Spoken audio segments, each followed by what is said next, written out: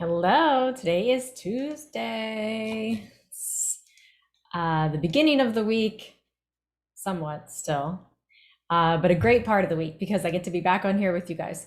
So today we're going to be talking about hormones and how that translates into our health and what that might manifest as if there is a struggle or a concern or a difficulty, that kind of thing. But first, we need to understand how hormones function and how they work in our body, okay? Because that gives us a lot of insight on how to nurture our hormone system, and also helps us to maintain a level of health that we may have already achieved. It also helps us get to a level of health that we might be seeking too. So it's very helpful to understand the mechanics behind it.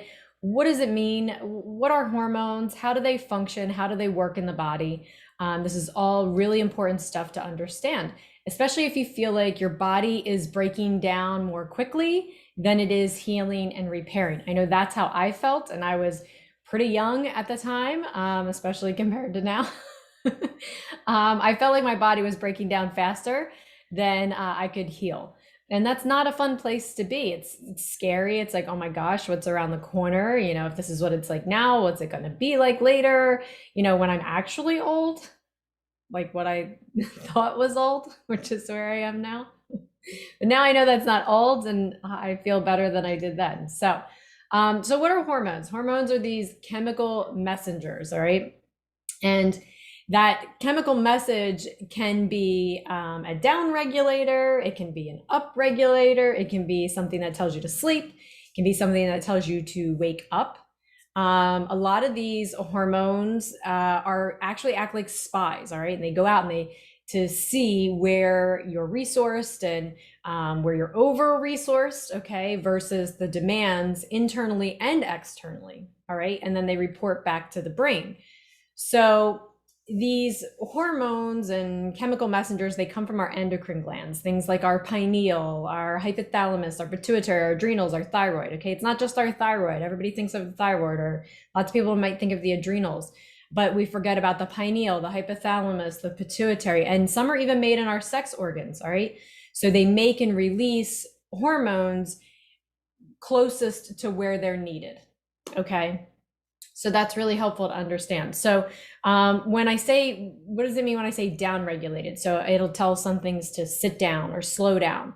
When I say up regulated, it means that it might tell things, all right, you got to start working, you got to speed up, you got to do more, things like that. And when I say they go out to see where you're under resourced, okay, so when they're doing their spy work, that I like to call it, then they're going to go through the body and they're going to say, okay, what areas need more resources? What areas need more ingredients, so to speak, right? So if we think of it as that analogy, like I'm baking a cake, what ingredients do you need here? Or wait a minute, you're hogging a whole lot of ingredients here and they're very much needed over here. So I'm going to pull from here and I'm going to give over there.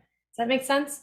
So when we talk about under-resourced and over-resourced, they're going to decide the proper allotment to give certain functions, okay? And then when it assesses the demand, so those are internal demands, but then also external demands. And how does it monitor external demands? It uses cortisol to do that. So our stress response, right? It doesn't know what we're responding to. It doesn't care. All it cares about is that there is a survival response. There's a stress response. So I'm going to downregulate everything else and I'm going to go into survival mode and I'm going to support that process instead. Okay, so this is why we can't digest. This is why we can't heal. Okay, so the endocrine system, it houses that HPA axis. The hypothalamus is the H, the P is the pituitary, and the A is the adrenal. Okay, so this is our stress response. All right, and this is really, really, really important if you're going to support any kind of healing process. And if you're going to lose weight, if you want to think better or think more clearly, you want to get rid of brain fog, if you want to lose weight, if you have a certain condition, X, Y, Z, that you'd like to support and heal, maybe come off medication, or maybe prevent more medications, whatever the case may be. So cortisol is what we call catabolic, meaning that it breaks down your body. So it raises and lowers our blood sugar to prepare us to react, okay, to our environment. So it also breaks the body down to release resources really super fast, because it's thinking, I got to survive. I don't have time to go around and start collecting anything extra that I have here, and start looking for efficiency. It's going to just say, nope, I need to break down, release right away. Okay. We're designed to be able to support that small batches, small amounts for small time frames. Okay. Not all day, every day, like some of our stressful lives have become. Okay. So that can put us in a really, really dangerous place. So when we allow, because this is a choice that we make with our mindset, when we allow that constant stress, our body's going to break down more than it's going to build up, more than it's going to heal and repair. Let me take from this joint, let me take from this area. I'm just going to take whatever I can get my hands on the quickest, because as far as I know, I have to survive right now. You having an aha moment? Anybody feel like that's where you're at right now? Comment in the chat right now. I'm here right now. This is me. Or maybe that's where you were, and you've been able to do a really, really good job of recognizing these healing opportunities, and you've been able to support and grow in those areas. Comment that too. We all want to celebrate with you, because that's inspiring, not just to see or to hear, but it also gives other people that hope, hey, this can be done. This is possible. We might believe that staying in that stress state will help us survive or get through the day, but it doesn't. Okay. Think of your last stressful situation. Maybe it was 5 minutes ago, and really think about the emotions that assisted, or whether or not those emotions assisted the outcome, or did it support a positive outcome in that situation? Okay. Think about it. Unless you're some type of an emergency response worker and you're saving someone's life, I can almost guarantee you the majority of situations that stress that was added into that situation did not support the outcome. All right. It wasn't helpful at all. You not only you not heal in that state, but you're actually inducing harm. You don't deserve that abuse, guys. It's not what others are doing to us or situations are doing to us. It's the decisions that we are making with our mindset surrounding the experience that dictates our response. Okay. Now, is it very realistic to think that we can possibly live in a world without any stress? No. But the intention is to reduce it in every way we possibly can by healing those stress triggers. And don't tell me it's everyone and everything outside of you that's causing your stress. I know that's what I used to tell myself, because it was easy, it was simple. I didn't have to take a whole lot of responsibility in that situation. Our mindset decides these things. Our belief systems decide these things. Okay, the traumas that we haven't healed decide these things. All these things we're in complete control over, and it's a choice, a conscious choice that we can make if we want. So we talked about cortisol and how it's breaking down and how it's catabolic, right? Well, what is anabolic? What's our anabolic hormone, our building up? It's DHEA, okay? Some of you, if you've ever done any kind of infertility, if you have done any investigative work into your hormones, maybe this has come up for you. But DHEA is building, it's anabolic, okay? So when cortisol is present, okay, then it basically tells DHA, hey, you got to sit down. It's not your turn. All right. That's not good. So again, in short, manageable amounts, as life, as we were designed to respond, is okay. But constantly overall, it's not a good place to be. So that's a problem, because if the DHEA is sitting down and it's not your turn, then that means that everything that DHA would make, okay, all of its kids, think of, also get the same treatment. So that's things like testosterone. And don't think that testosterone is something that just men have. Testosterone is something that's very important for females. Now that there's these pellets out there, they have started to bring more light and attention to testosterone, especially in aging women, and how that's an issue. And then from the testosterone, then you get something estradiol, okay, which is really important too. So they get the same treatment. They're told to sit down. It's not your time. So hopefully that gives you some understanding as to why when they say, oh, stress, at least I know that I did. I always dismissed it. It's like, that's inevitable. I accepted it as a part of life that I can't change, which was terrible. I can change it. I have so much control over it, is what I've learned now. But you can't, so hopefully that gives you some physical representation of how that stress makes it an impossible situation. Okay. So, cortisol is like, think of that as like the supervisor coming into the room, and it's like, everybody stop what you're doing, because we're facing this really super important situation and we're dealing with that now. Hands down, everything else gets put to the side. Nothing else is going to happen until we deal with this situation. Okay. So let's go back to your hormones. So a precursor to DHEA is a hormone called pregnenolone. And this is made of your cholesterol along with B vitamins. Okay. It's our primary sex hormone. So how do we know if this is going to be impaired? Because this is another area where if this is lacking, and if these ingredients to the cake aren't there, we're not going to be able to make this cake, right? So it's going to be impaired if we're not digesting our fat well. How many of you out there have had gallbladder issues? Okay. If we're not digesting our fat well, then we're not going to be able to make the correct amounts of cholesterol, because most of it is made in the body. It doesn't come from what we eat, like we were told for so many years.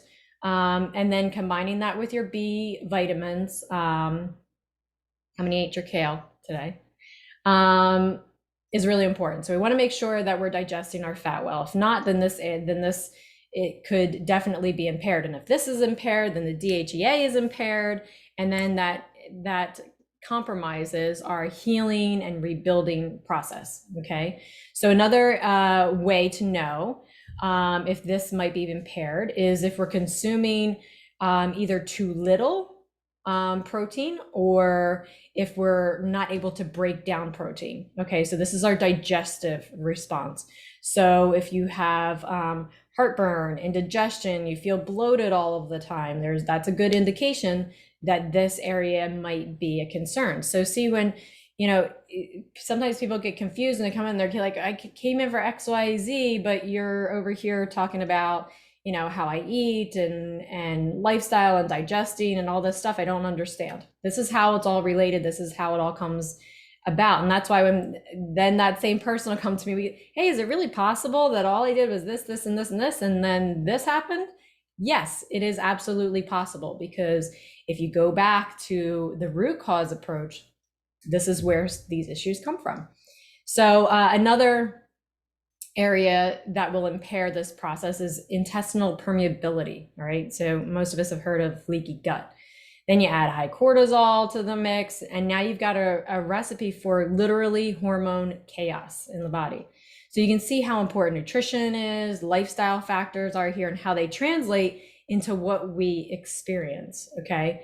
So if you're cortisol dominant, meaning you've been in that cortisol state for too long and you've exhausted the system, that could lead to things like fatigue, foggy thinking, sleep disruptions, depression, joint pain. Nobody thinks of cortisol dominant when they think of joint pain. Okay, headaches, that can be a symptom of it as well. So these are things to watch out for. So when we say, oh, it's hormonal, and it makes it sound as if it's something that we can't really do much about, that's not the case. We can do a whole lot about it. So the more stressed we are, the more suppressed our DHEA is, the more compromised our our fat assimilation and our digestion, or lack of ingredients, okay, lack of these valuable nutrients are going to impair this process. All right. So what are let's talk about some symptoms of low DHA. Okay, that can be fatigue. It can be poor concentration, memory issues. Again, you can still have headaches. You can start to lose muscle, so muscle wasting.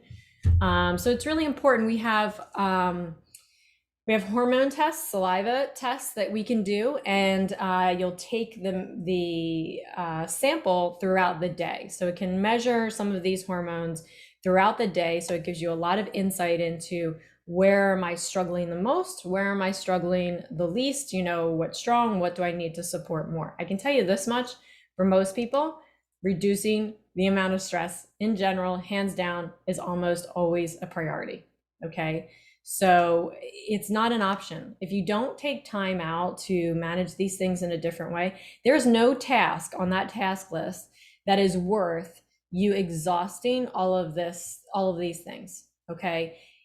It's not worth it. It would be better to eliminate one task from the task list, or just get this much done, care for yourself, and guess what? Tomorrow is going to be a much more productive day. Maybe tomorrow you'll get to everything and what you didn't do today, because you actually have the resources now to think clearly, to move through an action plan, and to actually get things done effectively, instead of walking around delirious, like somebody that's been blindfolded and maybe drunk. Does that give you a good picture? One is, I'm just trying to survive. The other one is, bam, I got this. Bam, I got this. Bam, I got this. Okay. Which one works better? Which one is going to accomplish more? So if you're not accomplishing what you want to in a day, maybe that's a big sign that there's a healing opportunity here that has to happen internally first. And then we can support getting all of the wonderful things done that you want to get done in a day. And you're going to be able to do it efficiently, happy, without biting everybody's head off as you're going through. So the hormone panel that we have, it measures your cortisol. It'll look at that morning, noon, afternoon, and at nighttime. It'll look at your DHEA, okay? It'll look at your estradiol. It'll look at your estrone. It'll look at progesterone. It'll look at melatonin, testosterone, all this stuff, okay? So that can be really, really super helpful in giving you a picture of what's happening throughout the day. Do we have to do that? No, we don't always have to do that, because guess what? 90% of the time, doing best practices and strengthening all of the areas that we know automatically corrects the issue, okay? But there are some situations where, okay, we've done this. We have to eliminate all those factors first. When we've done that and we've eliminated all of those factors, there's still an issue. Then we can dig a little deeper and do something like this hormone panel, okay? So you might find that helpful in those situations. So, don't forget, we still have our book club going on, The Gap and the Gain. And this month, I put together a 5-ingredient recipe book for you guys. So I'm going to be getting the link up there soon, so you can check that out and download it too. Hopefully you'll find that helpful. So I'll see you guys all tomorrow.